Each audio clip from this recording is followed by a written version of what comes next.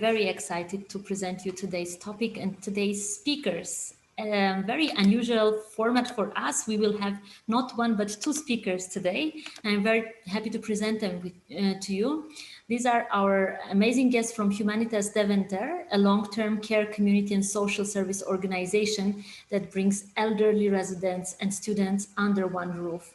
Very much the group and the organization to partner on while talking about intergenerational projects.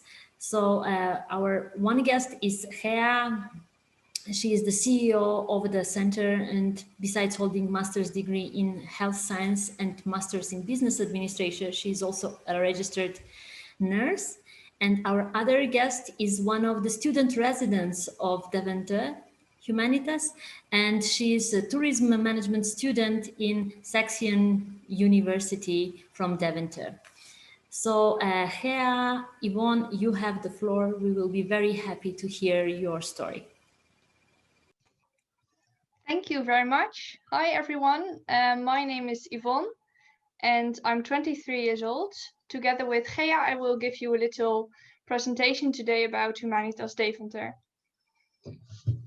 As Anna just mentioned, I am a full-time tourism management student living in Humanitas Deventer. As one of the resident students, I recognize the problem of social isolation due to the COVID-19 pandemic, not being able to go to university, go to parties, have a drink in the city, and other typical student activities. As a result of the pandemic, many youth struggle with mental issues and loneliness, where youth feels lonely and socially isolated. However, I do not recognize the part where people feel lonely because I live together with 160 elderly residents. During the pandemic, this social experiment has given me the feeling of inclusion because I have many elderly friends who I can talk to. This experiment benefits both parties as the elderly teach the youth how to deal with life challenges and teach the youngsters important life lessons. In this way, the elderly community is designed as a healing environment for both parties. For me, this doesn't feel like a social experiment. This is my home. But Gea, how did this all start? My name is Sijpkes. I took office in Humanitas in 2012. In those days, Humanitas was an old-fashioned residential home and we faced many challenges, of which the biggest challenges are the aging and the aging of society. The group of elderly will grow fast and the group of people who have to take care of them decreases. So there was work to be done in Humanitas. And I knew that good quality of care was not the answer and could not be the differentiator. More had to be done. To become really special and add value to the lives of the elderly, we had to improve life, to create a system that celebrates humanity in all its diversity. Give people the freedom to contribute, to create, to grow, and to thrive. We needed a way to reduce the institutional feeling and increase the feeling of inclusivity in the house. To start with the quick wins of changing the physical environment, the colors, and to create a sense of home.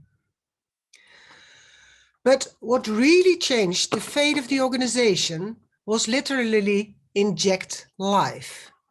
Inject life by inviting a few students to come and live amongst the elderly. The students do not pay any rent, but as a compensation, they have to be a good neighbor. The fellow next door saying hello in the morning and share little moments in daily life.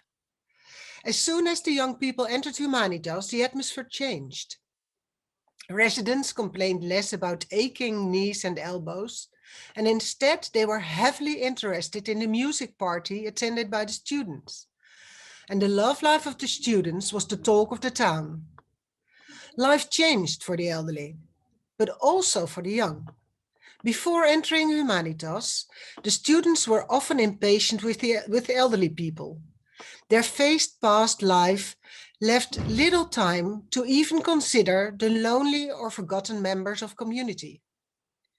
But within weeks of moving into Humanitas, the student began to discover the joy of slowing down, taking the time to talk with the wise and life-experienced residents, to have fun altogether, the pleasure of helping out, and the warmth of the interaction between generations. But also a very important lesson about the end of life, when residents or their neighbors passed away. The young students learned how to deal with death in a constructive way. We have proven that our intergenerational community benefits our elderly, but certainly also the young. Let's focus on the contribution of the student first. Yvonne, can you take us on a tour through a day of your life in Humanitas? Yes, Gea, I definitely can. The resident students include the elderly in daily life activities. One of my favorite activities to do with the elderly is to go to the local market together or to bake something with a small group of baking enthusiasts. As a result, the elderly feel happier and important. For me, the greatest outcome of this concept is being recognized for the little things I can help the elderly with. And every day, the elderly express their gratitude to me for the little things we as students do. We have taught the elderly to not judge a book by its cover because our very first resident student, Onno, he was a party animal enjoying student life to the fullest. He was the classic example of a student having loads of parties, staying up late, and sleeping in. But there was a twist. Onno shared his wild stories with the elderly who visibly enjoyed hearing all Onno's adventures. After Onno's success, more resident students were invited. Currently, there are 6 resident students living amongst 160 elderly. For me, being resident student means special friendships. For example, Miss Meyer and I have been close since the beginning, resulting in a very close friendship. Miss Meyer is 90 years old, where I am only 23 years old. Together, we like to go to second-hand shops and buy decorations for Miss Meyer her apartment. The smallest activities make a great difference in life for the elderly. In December last year, I made a vlog together with Miss Meyer, and I will now show you the vlog. Hello everyone, my name is Yvonne Okkema and I am one of the residential students in Elderly Home Humanitas in Deventer. I am going to take you on a little adventure today because we're going to visit Miss Meyer. She lives on the second level in the elderly house, and I'm going to show you what a day in a residential student her life is. Let's go! I am here together with Miss Meyer. Miss Meyer and I are having a little cup of coffee while we discuss topics such as relationships, our hobbies, or what we're going to do today. And Miss Meyer is 90 years old. She's still very young for her age, and I believe we have a great friendship, which is really nice. So now we're going to have a little bit of coffee, have some chocolate milk, and have a little bit of a cheers. Cheers. Cheers, Hans. Ja.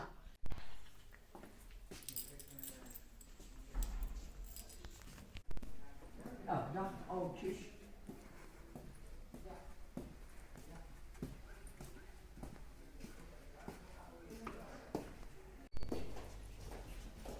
Hoi. Dan moeten we even kijken wat het beste is. Wat voor apparaat wil je doen vandaag? Ja, deze of die of Gaan we op de fiets? Deze is... Die fiets? Ja, nou, we kijken. Ja. Oh, dit is leuk. Dit is zeer schön.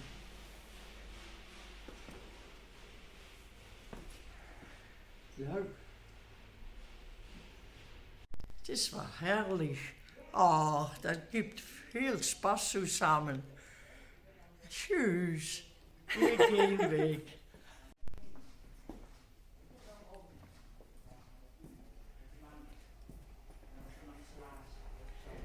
Thank you for watching this video. We hope you've enjoyed our morning together.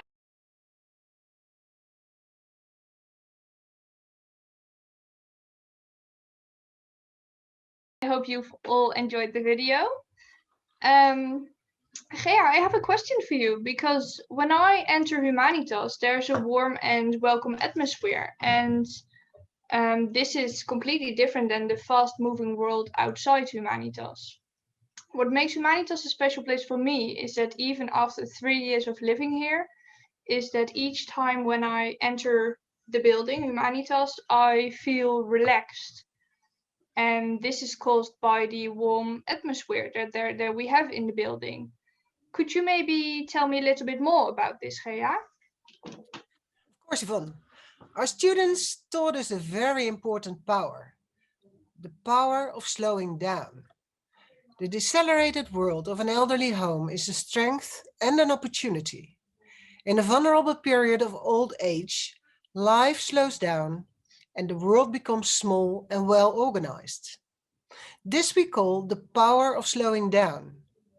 This very climate offers opportunities for those who are excluded from our fast, complex, competitive society. So, we began to broaden our inclusive community.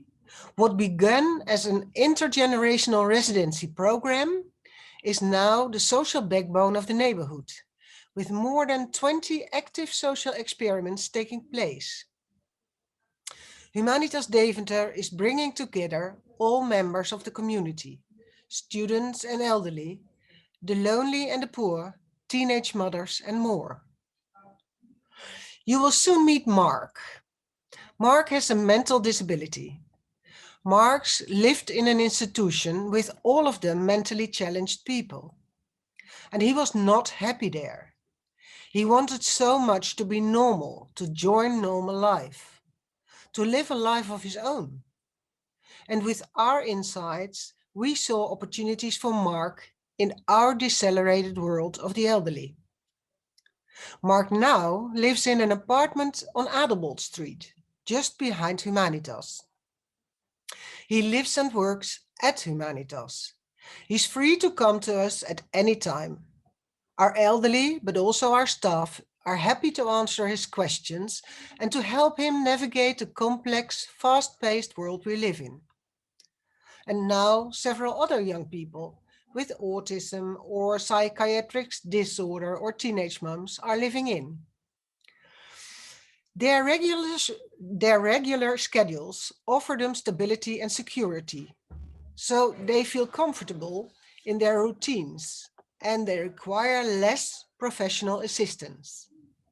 And this has resulted in significant cost savings, but more important, Mark and his fellow Adelbold residents offer their talents, their love and their skills to the Humanitas community. They spend time with the elderly residents, help them with small chores, and contribute to the well-being of the residents. Their contribution gives them a feeling of purpose and accomplishment, and help them feel like a valued member of the community. The elderly residents enjoy spending time with the Adelbold youth and foster a feeling of family and belonging. See for yourself in this video of Mark. Ik ben Mark Meijborg, ik ben geboren in Vlaardingen. Ik woon nu hier in het Adelbold project. Hiervoor heb ik in een zorggroep gewoond in Weijen. Dus voor mensen met een licht verstandelijke beperking. Ik ben geboren met zuurstoftekort, vandaar woonde ik daar. Ik wou eigenlijk van de instelling af, maar door mijn zuurstoftekort heb ik sommige vermogen niet die je normaal zou moeten hebben om een huisje volledig te kunnen runnen. Je wil natuurlijk iets voor jezelf creëren, je wil aan iedereen laten zien dat je het kan.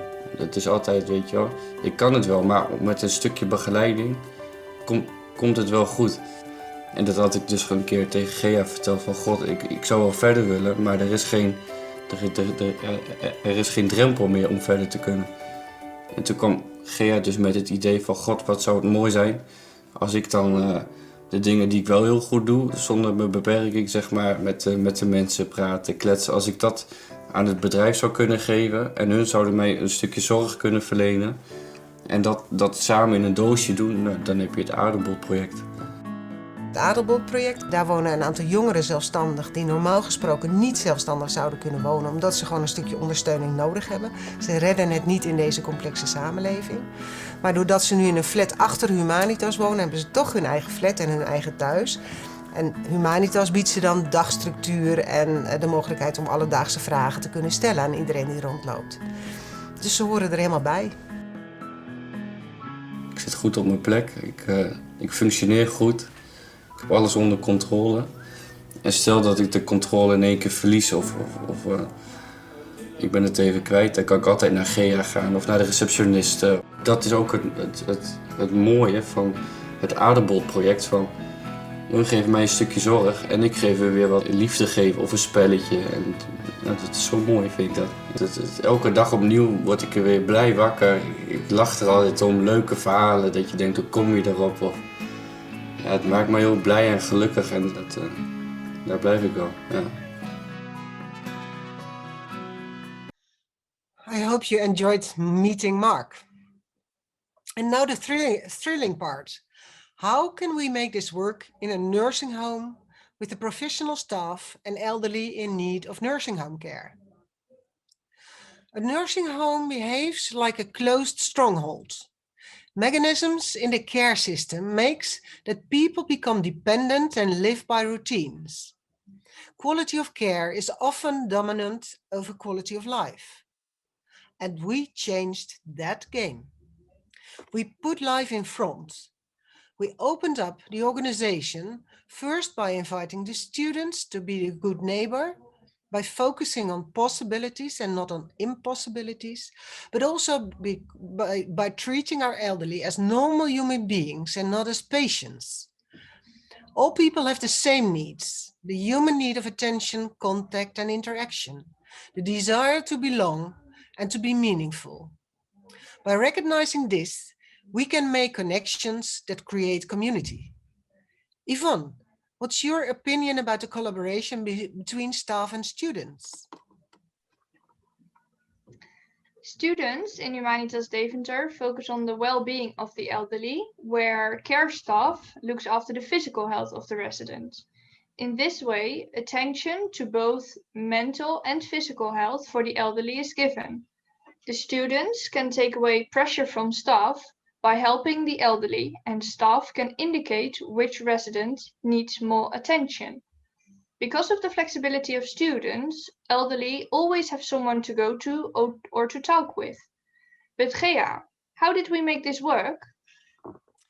Well, to motivate the staff was a matter of starting small in order to get used to each other, but also by building benefits for the staff. For example, the students follow a training emergency response, so in case of emergency or fire, they're fit to help. And over time, the staff noticed the positive influence that student and the other young people had for their residents. There was more fun and more laughter in the house. The students and the young are no longer outsiders or snoopers in Humanitas, but together, staff and students and the youngsters stand shoulder to shoulder for more quality of life for the elderly. Well, this is the story of Humanitas. And now we'll share some lessons learned or guiding principles. As I told you, start with one. Start an experiment with one person. Observe closely and reflect on the results.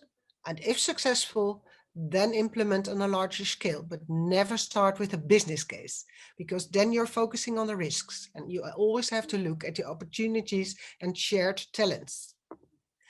Dare to be different. Diversity adds value.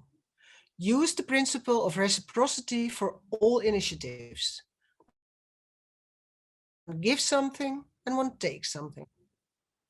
Rules are meant to guide and not to restrict, so use them in that way. Don't pigeonhole people. Put the person in front, not the request for help or their diagnosis. Focus on talents of people rather than on problems or limitations. And recognize the value of your elderly. Celebrate the slow living and use the power of slowing down so your elderly will be a healing environment for those young people that needs a safe haven. But most important, stop talking, take action, and remember, it's better to start to ask for forgiveness than for permission. Don't wait for the circumstances to be perfectly aligned. Start with an idea right now. Use the slow living quality of the elderly and make them a healing environment for vulnerable youth. Ring the bell at your local elderly homes and nursing homes. Bring in your youngsters and make life better for the young and old. Thank you very much for your attention. Yeah, thank you very much for the great talk and for preparing all these visual elements, the videos. I think it brings so much more idea behind your conversation because we could actually see and feel a little bit the routine and the challenges of the people that are living in your residence. Thank you very much. Just before we go forward, Maria, do we have any questions or requests or reactions in our chat directed to our speakers? Thank you, Anna, and thank you, Yvonne and Yea, for this lovely talk. In fact, yes, we have immediate reactions. We have 2 questions. I will read both of them, and then if you could take some time to answer them. The first one is, hi, we work with the residential homes here in Preston with young people from high schools. The residents love communicating with the young people. How can we learn from you, please? And the second question is, how are you managing your work with elderly people during the pandemic? As we know, they're sensitive groups and we couldn't visit them when we want. Yeah, well, to start with the last one, because COVID is still going on and is still with us. Even during the COVID pandemic, we really loved our students and our youngsters because as I see it, the COVID pandemic was a kind of proof of the pudding. Are they really included? Do they really belong? Or do we push them away when it's, well, like a pandemic or whatever?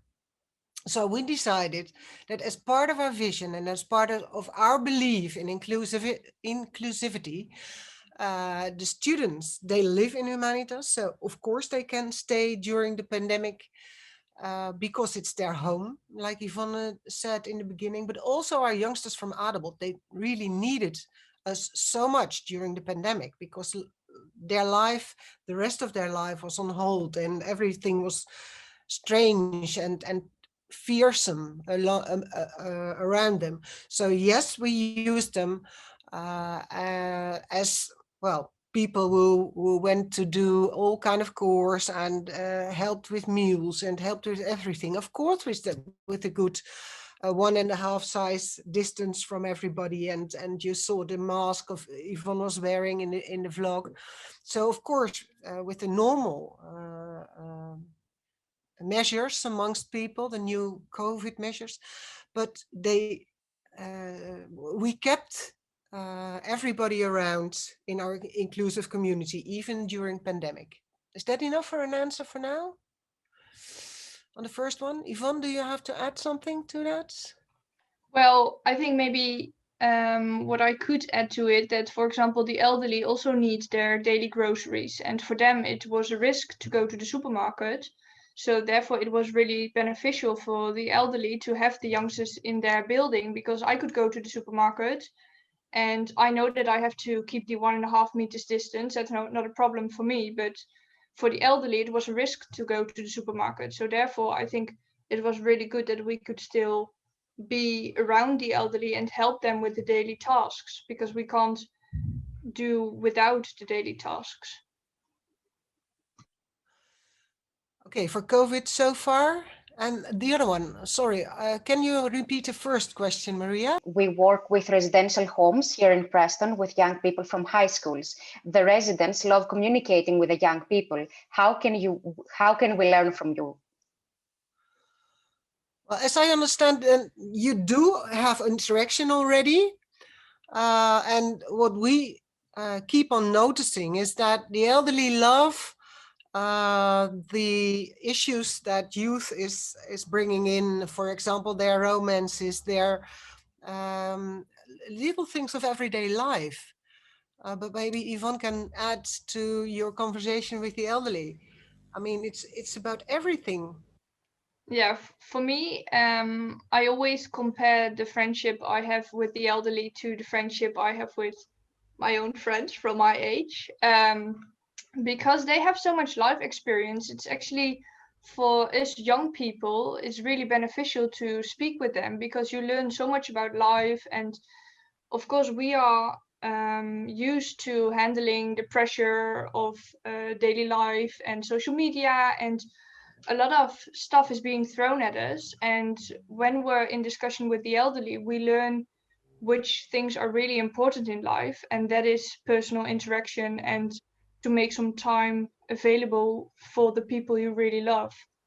So if you, for example, want to look at how we youngsters communicate with the elderly, it's mostly focused on spontaneous action, because we do not necessarily need to make appointments with the elderly to go to them. But even if we just feel like going for a cup of coffee together with one of the elderly, we can just go for it. And the elderly come to us if they need anything from us or if they want company. And I think this spontaneous way of living together and helping each other out is really key in the intergenerational living concept.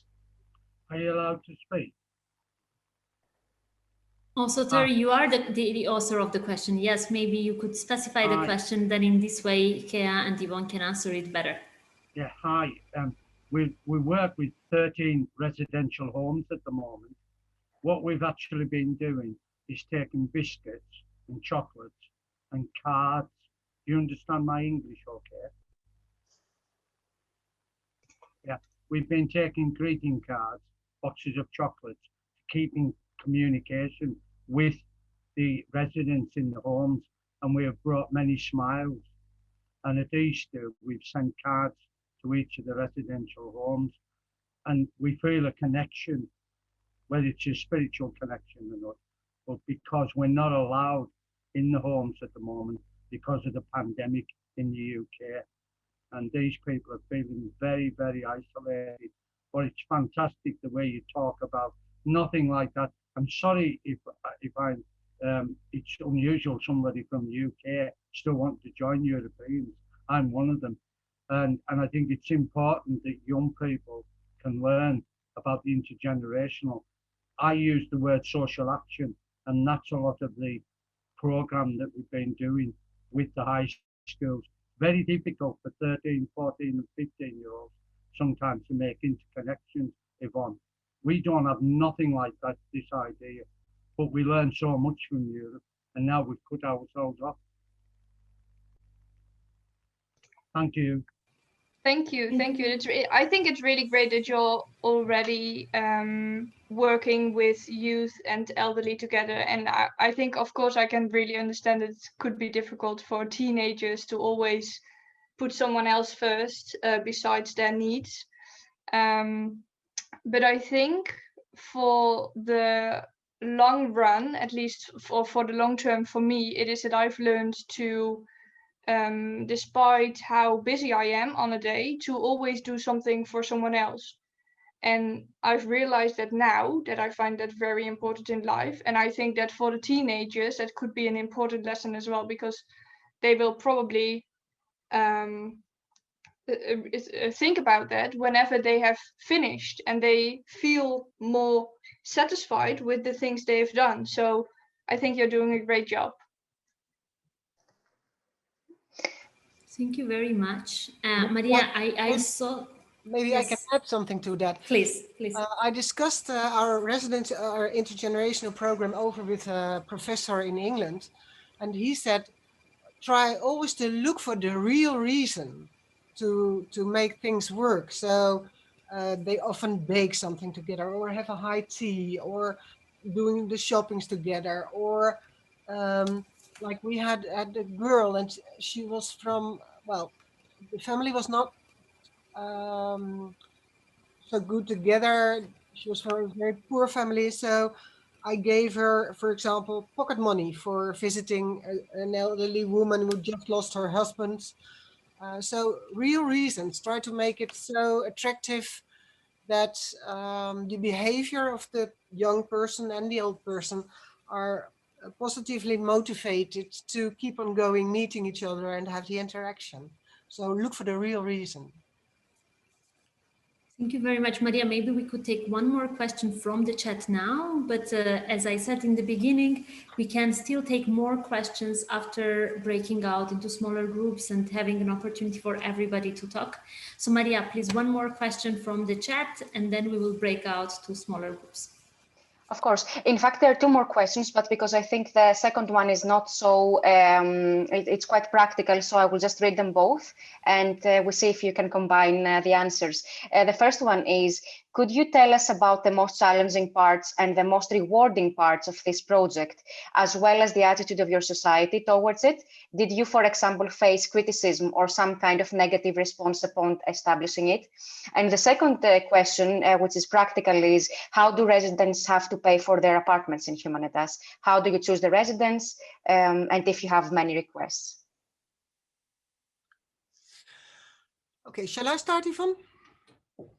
Well, at the beginning, my client board was really very shocked when I suggested we could work with a student.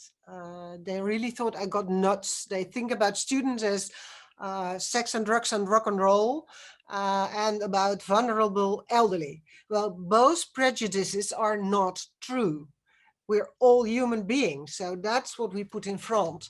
And but it was quite a discussion with the client board, and then at the end they said, okay, you're allowed to try with one student and only for a few months, so we could get rid of it when, well, things wouldn't have done very good. And that's what Yvonne told you. Onno was the biggest party animal of all. But it was such fun, so much fun right from the beginning, and everybody was really paying attention to Onno, and did he have a girlfriend already? Was it the same as last week? And did she stay the night already? And everybody was talking about things like that. So that's really great themes. And how do we pick the residents? That's also a process of growth. In the beginning I did, and later on the students said to me, no, Gea, it's not good that you pick the student, because we know well what fits into the group. So maybe Yvonne, you can tell how we do it now. Yeah, well, what we do now is we post we post a message on social media that we have a spot available for resident students. And normally we receive quite a lot of response from that. And then what we do is we sit together with the group of students we have now. Then we select one or two or three, depending on the many of responses we've got. And then we invite them to come and do a bread meal together with us that we organize for the elderly. And we see whether it works, whether there's a connection with the elderly, and that's actually how we choose our next resident student, and that works really well, I think. But we change over time when we see something which should work better, or make no. So we always discuss how will we do the next step and the next phase, and what will fit in, and how will we work together in this one. It's not really, we're not an over-regulated organization, are we, Yvonne?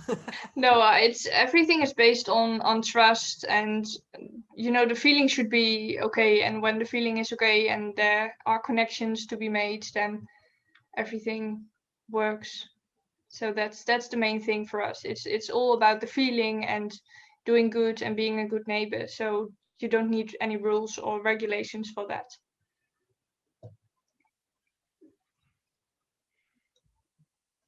Any more questions? I think that should be it. Yeah, Maria, did we cover all the questions from the chat? It is just a small detail, maybe. How do the residents pay for their apartments or their rent anyway? Oh, I'm gone out. Do you still hear me? Yeah. Yes. Yeah, you're Okay. still here. Okay. Well, they don't pay for the rent. We just want them to be a good neighbor. So we said, you can live here for free. And in return, you have to be the good neighbor and spend time with your neighbor. That's the real reason for the students and for the residents as well. So. Yeah, thank you. Thank you very much. I think many more questions will come after the breakout rooms. I myself have like a million in my head right now. And I think the ID talk where I smiled the most. So I'm sure there were a lot of positive reactions, and we would like to see your reactions turn into maybe questions. So what we will do now is in a minute, Maria will be splitting you into smaller groups. And we will ask you in a group, as a group, to discuss your feelings, your opinions, your ideas around the input that Hea and Yvonne just had, and come back as a group with one question or one insight that you have after this. So we expect that after coming back, there will be a livelier discussion with many of you taking the floor and with our speakers addressing your questions.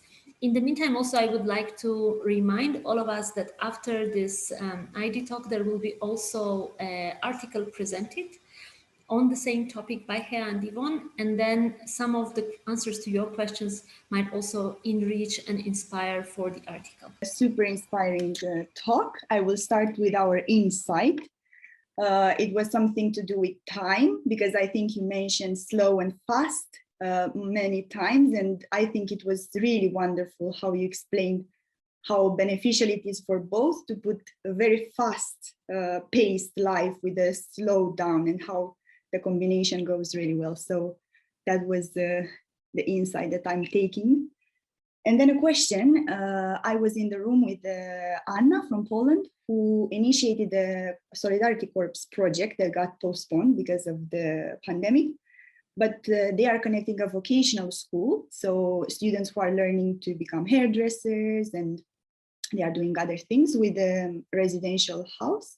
So they will do this project together. And she was curious to see if you have any advice about what elderly would really be interested in, and what would they expect from youth coming in.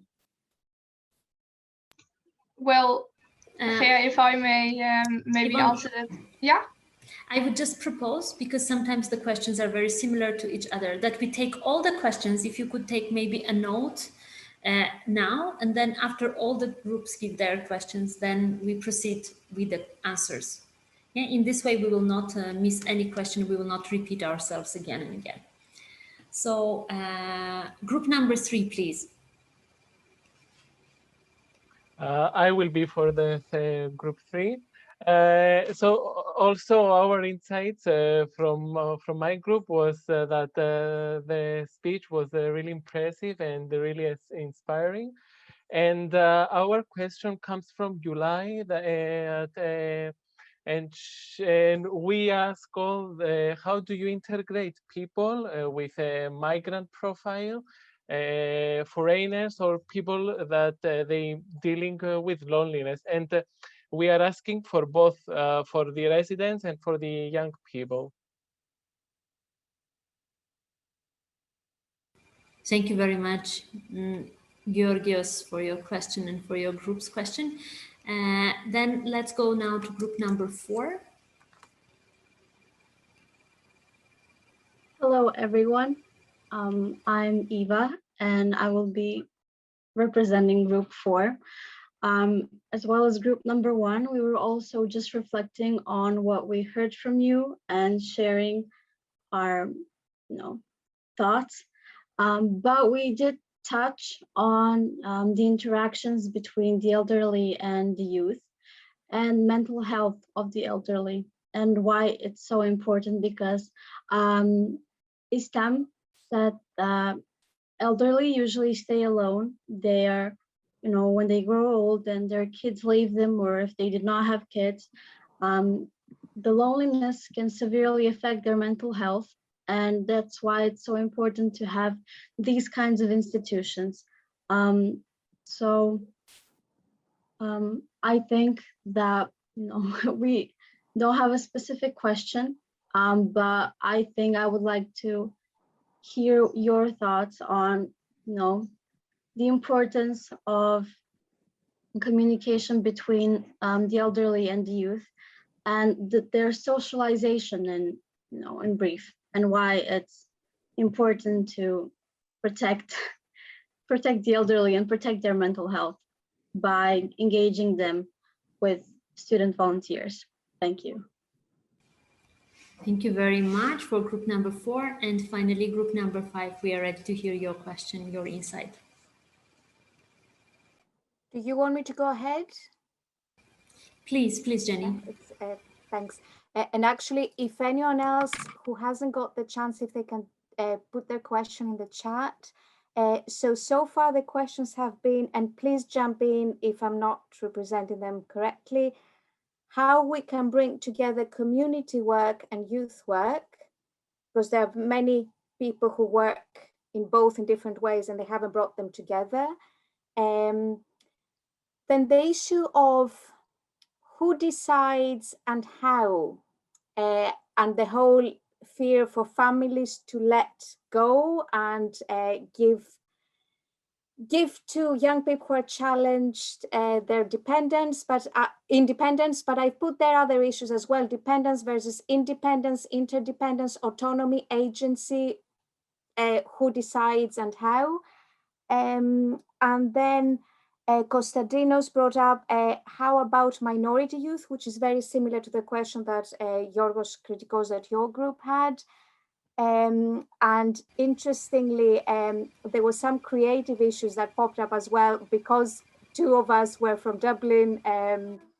The issue of the Dubliners and how literature can come in, although this came inadvertently, but it made us thinking, and because 2 of us work in a museum context, and I suppose in Dubliners, this issue of intergenerational issues kind of came up in a very,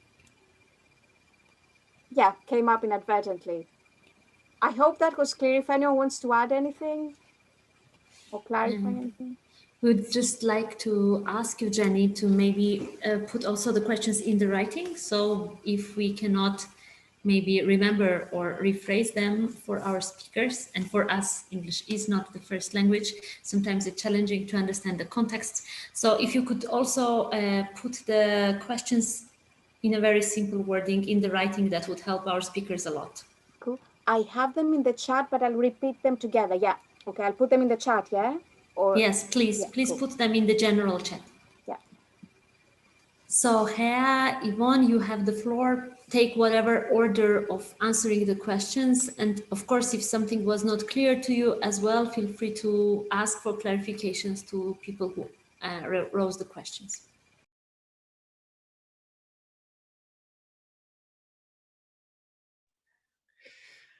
Well, Yvonne, you started the first one, so probably you will.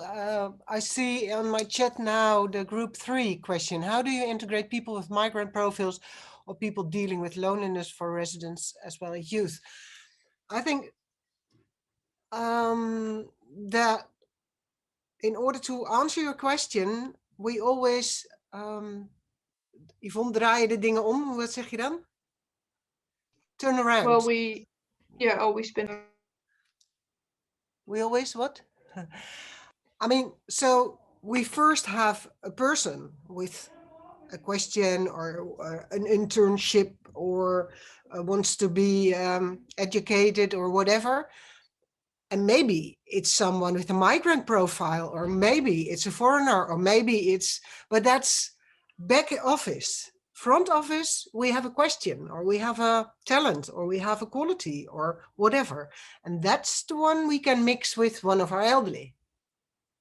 So we do not think about target groups or whatever. And that's the same with loneliness. If there's a question that a person in the house is lonely, then we're going to look for a school child or somebody who can meet this loneliness to do activities together, or to go to the gym together, or to... So we first identify the need, and that's just a need. It's colorless and it's ageless, and it's but it's just a need. And then we find somebody who can answer the need and who's profiting from it, so the reciprocity, and then we click them together, and that's how we work, more or less. So I understand you, Gea, if I may ask you the question. I understand that. However, for example, I happen to be represent a foundation in the Netherlands, and I found out that, for example, loneliness amongst non-Westerns from the age 19 onwards is much more higher, and so there is a problem. But the step towards asking help is, in my opinion, or apparently not there, because there is a taboo or a shame, or there's a threshold somehow. So of course, when someone asks you to help, or there is a need, I understand, which is good, of course. But there is another problem, and that this is the unreachable group somehow. And so I was wondering how you can expand, how you can reach them, because somehow they are left, in not left, but the problem exists, but the question they cannot pose, there is a threshold somehow. And because Humanitas works the other way around, just like you were saying, tegenovergesteld, then that means that they can't be reached, and then the problem is not tackled, the problem is not addressed enough somehow.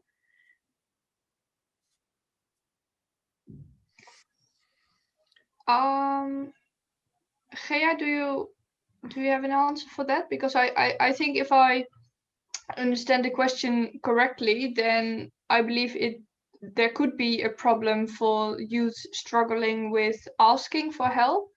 But I think that also depends on how the organization shows their willingness to help. And for example, because we do not only match the residents with the students, we also do local projects for the community and for the area around Humanitas Deventer. We already showed that we are a welcoming community, so that any question could be asked within Humanitas Deventer. And I think that there's always someone to connect the need with a specific person who can help. And I can understand that there might be a problem for youth struggling with asking for help. But I think when you have an organization that already shows how open you are and that you are willing to help someone, I think that could also help the person who is in need to ask for help. If that sort of answers your question. I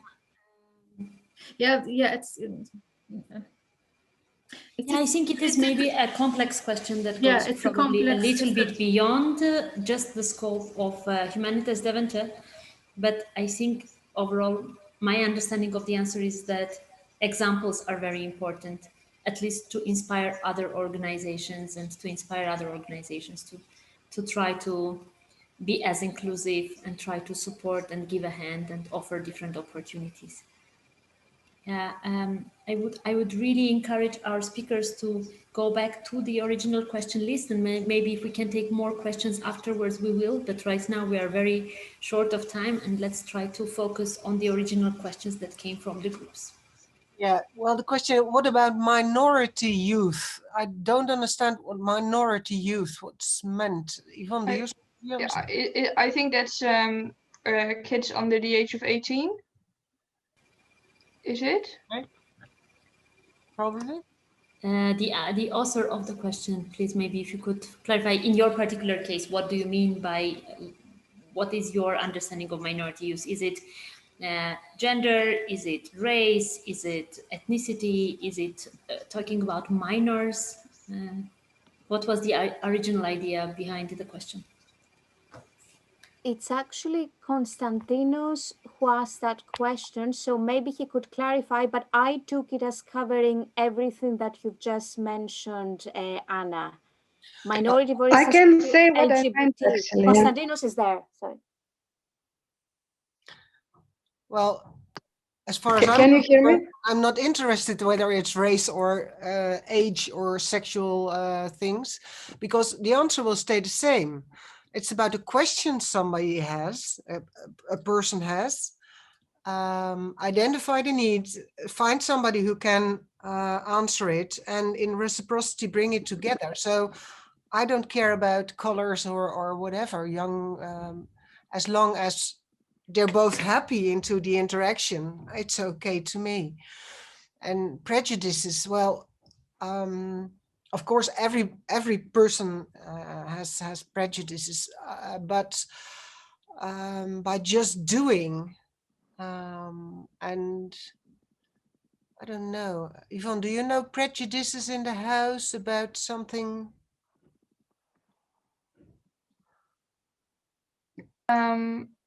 Do they mean vooroordelen en zo? Yeah, that's prejudice. Well, some of the elderly might maybe struggle a little bit with, for example, where someone comes from, but then when both individuals get to know each other, that problem that there was will quickly disappear. So I think because we have this inclusive community, we also learn and teach our elderly that it's okay to accept someone for who they are. And maybe that wasn't something that was normal when they were young, but it is becoming more and more normal nowadays. So that's a lesson we teach our elderly as well. Yeah, it's two sides. Who decides and how? Well, maybe the easiest way is to say I decide. I mean, we do have a rather strong value, kernwaardes, Yvonne? Core values. It's love, it's together, and it's positive.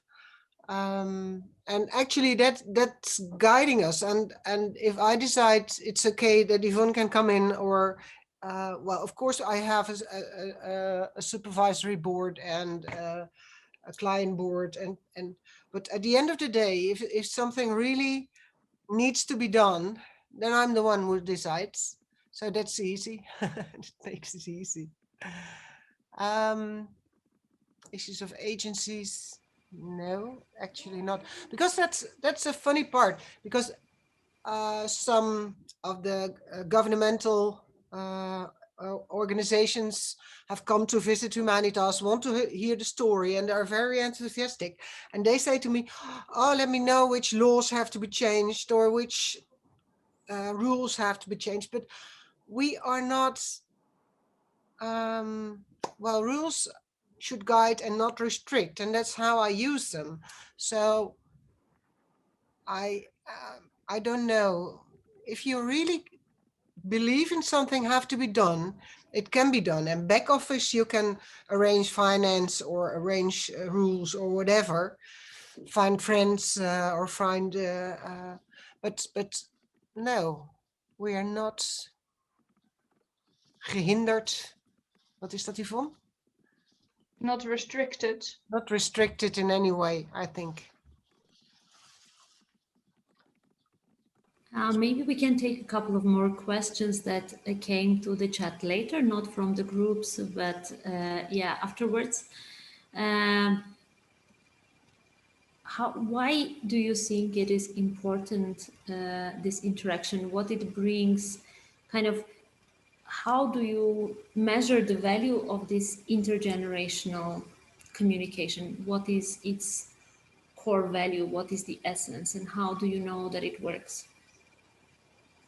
Well, for me, I know that it works because it benefits me in a lot of ways, because I feel more confident, I've gained more social skills, I'm able to communicate better with people. And I think for the elderly, when I am together with them, or when the students are together with the elderly, you can visibly see that they are enjoying what's happening. So I think for us, that's the happiness that people feel and the satisfaction is for us more important than having all these statistics saying that the elderly should participate in a specific project, whilst we can already see that the people are happy. And I think for us, that's the most important. Yes, and we also hear it back from family, from sons and daughters. Then they say, wow, my mother rings me, and just stories of their own. They have fun parties, they know how to play beer pong, and then they're going to ring their son or daughter and saying, wow, I won with the beer pong today, or whatever. But I think that's more the narrative way, the way of narratives. But there are also investigations done, and it's more in Britain and in the United States, in which intergenerational communities have less visits to the GP and has a higher level of life happiness and things like that. But there are statistics, but we are not so interested in the statistics. We just live together, and our narratives and our way of living together makes people happy. And there is a financial benefit, but that's more in the part of the youth who need less professional assistance. So there you can see it in bare money, but that's also interesting, but not our most drijfveer, Yvonne. That's a difficult one, Gea. Difficult. Maybe reformulate the sentence. Dat is niet onze belangrijkste drijfveer. Het is niet onze belangrijkste argument. Well, yeah, it isn't necessarily what we aim for, what we strive for, because we focus more on the health and on the mental health of the elderly instead of the financial benefit from it. A smile a day. That's what we always say. Yeah, thank you very much. In the meantime, I had to switch to my phone, and I hope you can see and hear me okay.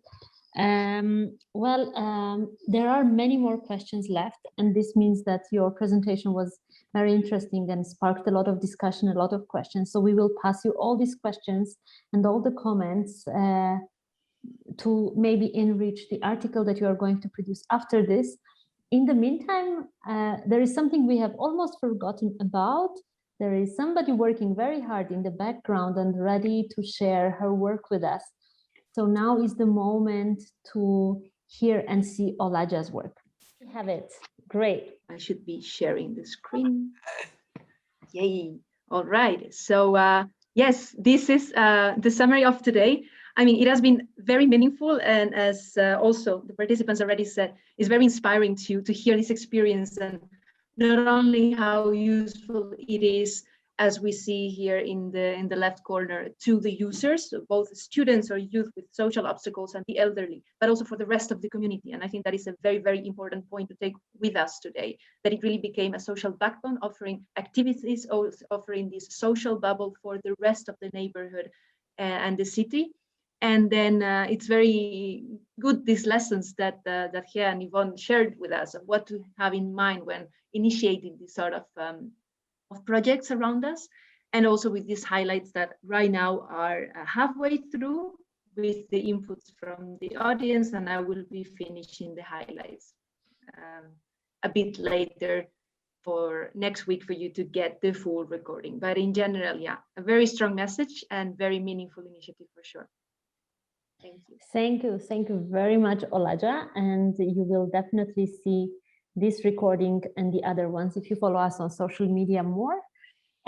So we are very close to closing the day, to calling the day, and I would like to ask Gea and Yvonne if you have some final words, some wishes to our audience. You have the floor now to give your final words. Well, we try to bring the message in the presentation and in the questions, meaning that we should look at everybody as our neighbor and at our as our colleague person, and together we make and we build a stronger society and a better society. And the point of loneliness, for example, loneliness partly disappears when you are going to mean something to the other one, and you get a helper's high and everything gets better. So I think you should never look at things isolated, but you should look at them into the interaction and in the social climate of your own community or your own neighborhood. So don't copycat us, but go to look for the real reasons to connect in your own neighborhood, in your own organization or whatever, and then you will be really successful and everything will get better. Yeah, thank you very much. Yvonne, if you have some wishes, especially from as a resident in this wonderful project, please. Well, I just hope that every individual in the world once gets an opportunity to do something for someone else, and remember that it all starts with yourself, because it's very easy to help someone, even if it's just your neighbor or if it's someone a couple minutes down the street. It doesn't matter, because you can always mean something for someone else. So I think that's really important to realize. Thank you very, very much. I think it left us not only with a lot of information, but even more so with a lot of inspiration and a lot of ideas how we could maybe in our small ways contribute to this idea of togetherness across generations, across all the other differences that we have. So thank you very much, everybody. We hope to see you back again in 2 weeks for the final one of this series, idtalks Intersectional.